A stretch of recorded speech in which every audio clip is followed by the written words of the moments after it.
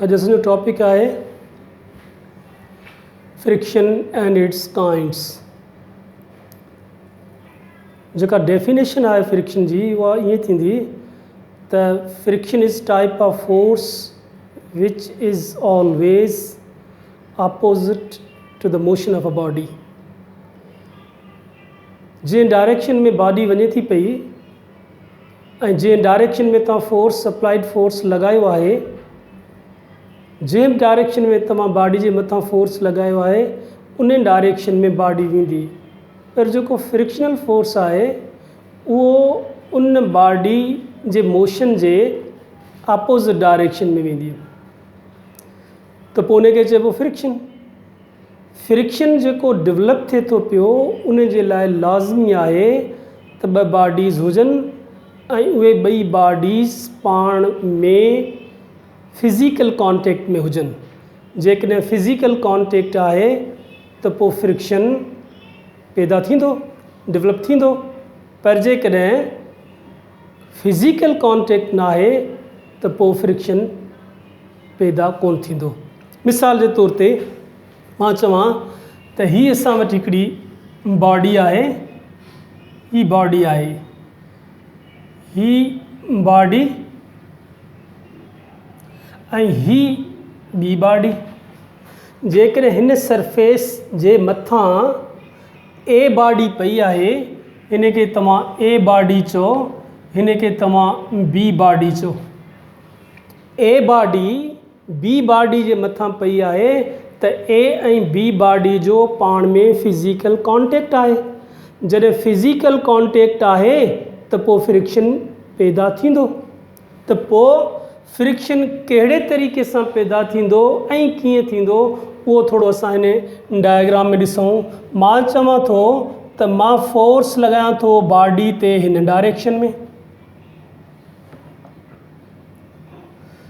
हिन डायरेक्शन में मूं बॉडी ते फोर्स लॻायो।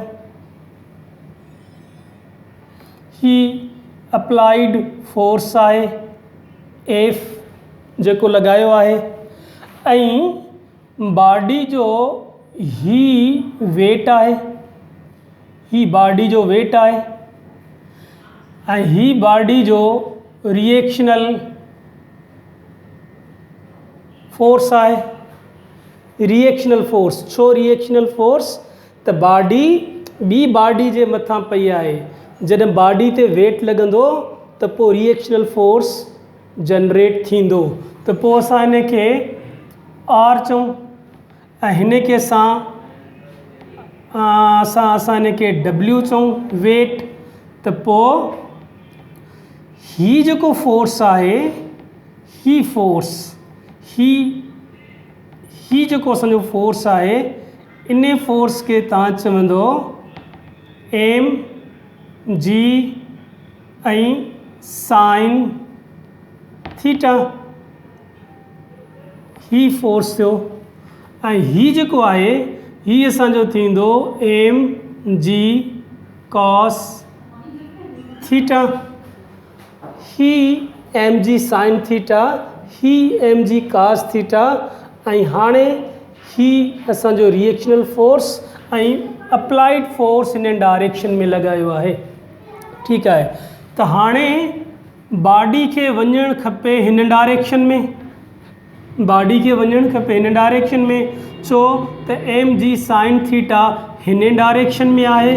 त पोइ फ्रिक्शनल फोर्स जेको पैदा थींदो उहो फ्रिक्शनल फोर्स पैदा थींदो हिन डायरेक्शन में। फ्रिक्शनल फोर्स पैदा थियो आहे हिन डायरेक्शन में, ऐं अप्लाइड फोर्स जंहिंखे मां एम जी साइन थीटा चऊं था, ही बि फोर्स लॻायो हिन डायरेक्शन में। फ्रिक्शनल फोर्स डेवलप थियो आहे हिन डायरेक्शन में। पर फ्रिक्शनल फोर्स केतिरो पैदा थींदो, इहा ॻाल्हि बिल्कुलु क्लियर आहे त frictional force is a type of force which is always acting in the opposite direction of the motion of a body, that is always in opposite direction। त पोइ opposite direction में आहे applied force and frictional force both are in opposite direction, so that point is quite clear. Frictional force occurs in opposite direction in the motion of a body when body is moving towards the body is moving towards, and frictional force is in opposite direction. ठीक है इहो, पर force apply frictional force जो magnitude केतिरो थियणु खपे, केतिरो frictional force हूंदो, इहा शइ असां अंडरस्टैंड कंदासीं लिमिटिंग फ्रिक्शन मां। त पोइ लिमिटिंग फ्रिक्शन में छा थो थिए, जेकॾहिं ही बॉडी आहे, हिन बॉडी खे मां हलाइण थो चाहियां, मोशन में आणणु थो चाहियां, हिन बॉडी खे मां हिन जे मथां फोर्स लॻायो आहे 20 न्यूटन, बॉडी नथी हले, फोर्स 20 न्यूटन लगायो आहे, बॉडी नथी मूव करे। It means in this case frictional force is greater than the applied force.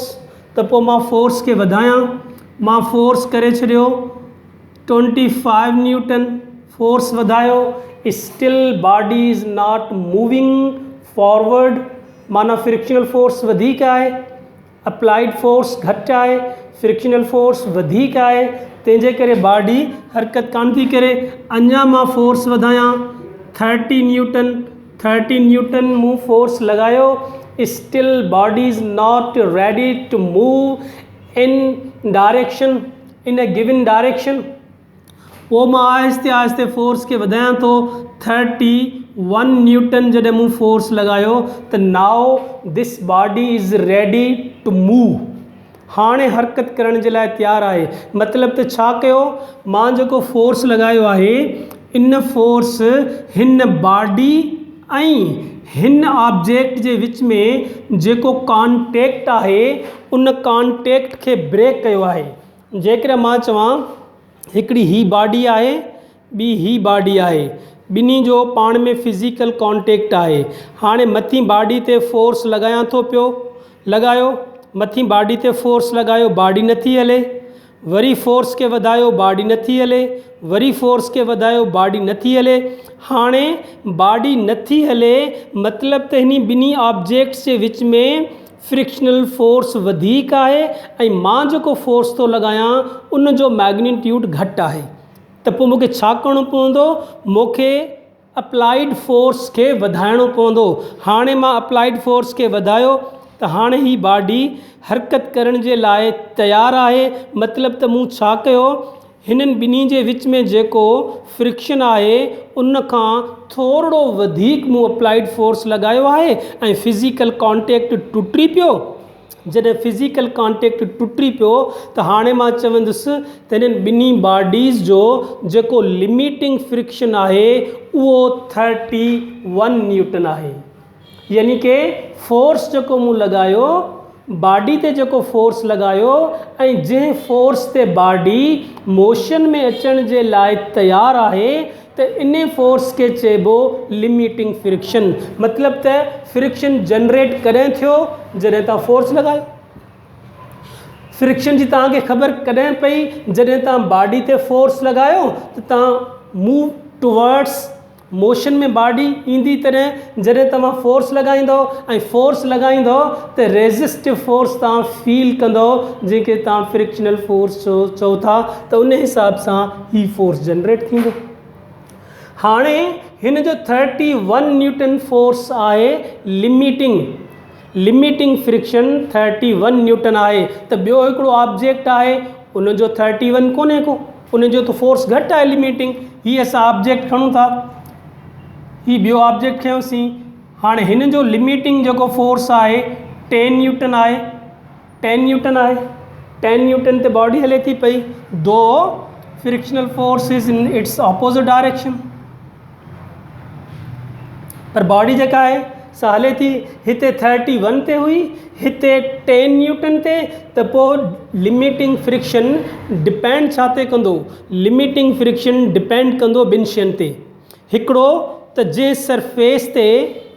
Surface ते बॉडी पई आहे, उहो सरफेस केतिरो रफनेस आहे। जेकॾहिं that surface is not roughness, there is no roughness, that is quite smooth, that surface is quite smooth, it means there is low minimum limiting friction। पर जेकॾहिं there is greater roughness आहे त it means there is greater limiting friction। हिकिड़ो factor इहो आहे।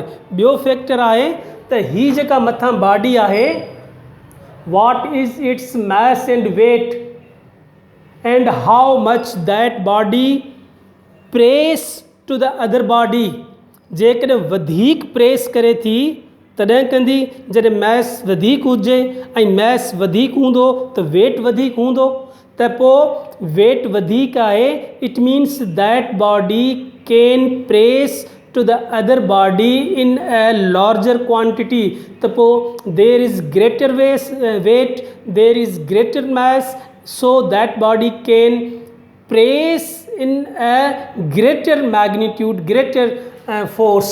त पोइ उहो जेको प्रेस करे थी पई बॉडी ॿी बॉडी ते, त उन ते डिपेंड करे थो पियो लिमिटिंग फोर्स। फॉर एग्ज़ाम्पल हिकिड़ो पनो खणी करे हिते रखूं त लिमिटिंग फोर्स त थोरो हूंदो, पर जेकॾहिं उन जी जाइ ते असां 1 kg जो ऑब्जेक्ट खणी करे हिते रखूं त definitely there will be greater weight and that greater weight can compress on an other body in a greater force. त पोइ उहो ग्रेटर जेको फोर्स आहे, ग्रेटर जेको कंप्रेशन आहे, इहो असांखे ॿुधाईंदो त हिन बॉडी जो लिमिटिंग फ्रिक्शन वधीक आहे। त लिमिटिंग फ्रिक्शन जे लाइ इहे असांखे ॿ शयूं खपनि, डिस्कस करणु घुरिजनि। त लिमिटिंग फ्रिक्शन डिपेंड कंदो बॉडी जे वेट ते ऐं रफनेस ते। ॿियो पॉइंट आहे, जेकॾहिं फ़र्ज़ु कयो ही असां वटि हिकिड़ी अलमारी आहे, हिन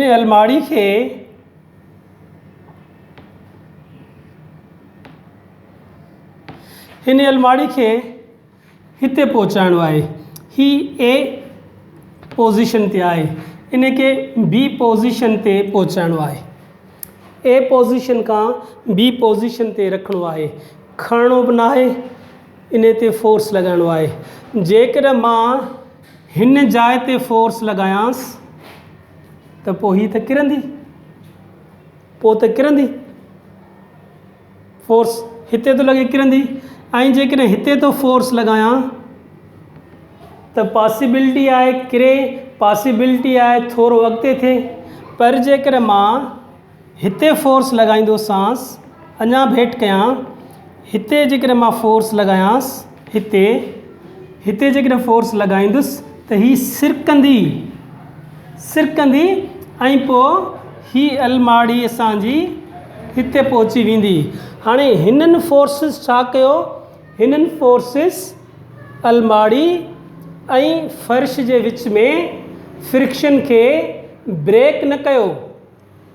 हिन फोर्स थी सघे थो तमामु थोरो कयो, पर हिन फोर्स छा कयो, हिन फोर्स ही फोर्स बि न, ही जेको फोर्स आहे, हिन F3 फोर्स जेको आहे, इन छा कयो त इन अलमारी ऐं फर्श जे विच में, ज़मीन जे विच में जेको कॉन्टेक्ट आहे, उन कॉन्टेक्ट खे ब्रेक कयो। जॾहिं ब्रेक कयो त पोइ अलमारी छा कंदी, अलमारी खिसकंदी, सिरंदी ऐं अलमारी किरंदी कोन।